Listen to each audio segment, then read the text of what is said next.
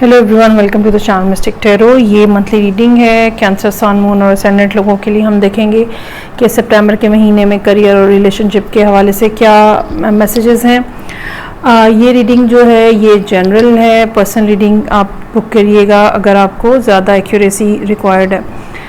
तो स्टार्ट लेंगे हम विद द रिलेशनशिप। मेरे पास एडवाइस के लिए अलग-अलग कार्ड्स भी मौजूद हैं। अच्छा, रिलेशनशिप में बड़ी एक सिंगल लाइन अप्रोच नज़र आ रही है। आपके पास काफ़ी सारे शायद ऑफर्स थी रिलेशनशिप की, बहुत सारे लोगों ने आपको अप्रोच किया, या कुछ सर्टन टाइप की आपका माइंडसेट है रिलेशनशिप के हवाले से जो कि पिछले काफ़ी अरसे से आप लेके चल रहे हैं और उसी तरह के पर्सन को आप ढूंढ रहे हैं। और इस बात का इम्कान मौजूद है कि किसी ने आपसे पिछले महीने में या पिछले एक आधे महीने के अंदर जो है वो कांटेक्ट किया है। ख़ास तौर पे ये अप्रैल से लेकर अब तक का टाइम हो सकता है जिसमें ये पर्सन आपके सामने आया है, या फिर ये पर्सन अगर बिल्कुल लास्ट मंथ में ही इसने आपसे कांटेक्ट किया है तो इस बात का भी चांस हो सकता है कि ये बड़ी तेज़ी से आए हैं और बड़ी तेज़ी से इन्होंने आपके करीब आने की कोशिश की है और बहुत ज़्यादा जल्दी या बहुत ज़्यादा स्पीड अप तरीके से इन्होंने सारे मामलात को तेज़ी से कवर कर रहे हैं।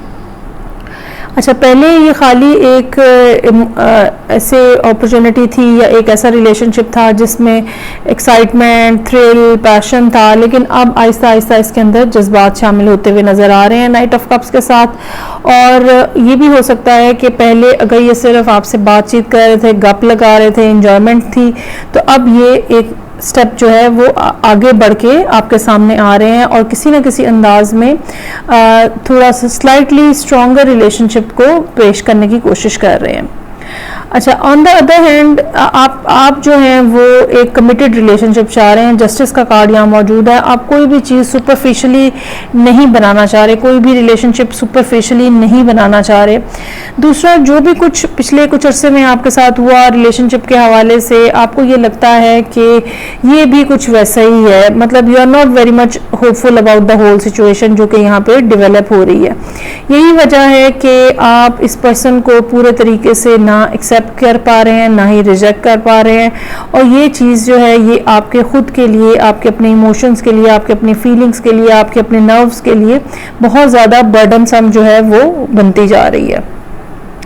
ये अकेलापन भी हो सकता है जो कि आपको बहुत ज़्यादा डिस्टर्ब कर रहा है। ये आपका डेली का जो वर्कलोड है वो भी हो सकता है, जो भी रिस्पॉन्सिबिलिटीज़ हैं, जो कि काम आपको रोज़ करने होते हैं वो भी हो सकते हैं, जो कि आपके नर्व्स के ऊपर बहुत ज़्यादा प्रेशर डाल रहे हैं। और इस सब कॉन्टेक्स्ट के अंदर you are not very much you are not having a good hope for this person कि ये पर्सन रहेगा, टिकेगा, चलेगा।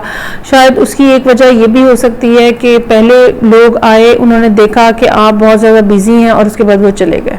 कुछ लोगों के लिए एक ये भी रीज़न हो सकती है। सो समहाउ आप इस पॉइंट ऑफ व्यू से मेंटली तैयार बैठे हैं कि अभी तो ये बंदा बहुत अच्छी अच्छी बातें कर रहा है, मेल और फीमेल, अभी तो ये इंसान बहुत अच्छी अच्छी बातें कर रहा है, लेकिन कुछ दिनों में ही झगड़े शुरू हो जाएंगे और कुछ ना कुछ बदमज़गी होगी और बात ख़राब होगी और चीज़ें जो हैं वो एक दफ़ा फिर ख़राब हो जाएंगी और ज़्यादा इससे होपफुल होने की ज़रूरत नहीं है। हालांकि ये पर्सन जो है ये किसी और माइंडसेट के अंदर है। पेज ऑफ पेंटिकल्स मौजूद है, व्हील ऑफ फॉर्चून मौजूद है। पहले जो भी हुआ, जैसे भी हुआ, अब जो है यूनिवर्स की इन्वॉल्वमेंट नज़र आ रही है जो कि आपके इस रिलेशनशिप को आगे लेके चलने की तरफ इशारा दे रही है।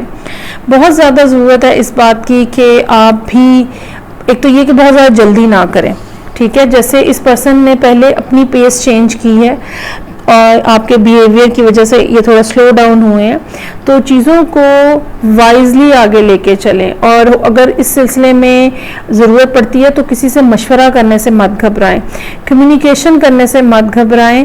जाहिर बात है कोई भी शख्स ज़बरदस्ती तो आपका रिलेशनशिप में शामिल नहीं आप वो कर सकता ना, जब तक आप उसको इजाज़त नहीं देंगे इस बात की। तो कम्युनिकेशन करने से मत घबराएं, जो भी वो बात कर रहे हैं वो सुनने से अवॉइड मत करें। इतना सा टाइम उनको को ज़रूर दें कि जो भी बातें वो करना चाह रहे हैं, वो बताना चाह रहे हैं, जो फीलिंग्स शेयर करना चाह रहे हैं, लेट देम डू दैट। और कोई पता नहीं होता है कि जिस चीज़ को हम बहुत लो वैल्यू समझ रहे हैं, बहुत लेस नंबर्स दे रहे हैं, अल्टीमेटली वो चीज़ डेवलप होके एक बहुत ही रिफाइंड किस्म की रिलेशनशिप के शक्ल के साथ हमारे सामने आ जाती है। सो अभी अपने अंदर से नेगेटिविटी को निकालें और वाइजली चीज़ों को करने की कोशिश करें। पिछले तजर्बों को पीछे ही रहने दें, माजी में ही रहने दें। नए सिरे से नई एक्साइटमेंट के साथ, नए थ्रिल को फील करते हुए आप एक दफ़ा फिर रिलेशनशिप को स्टार्ट करने की कोशिश करें।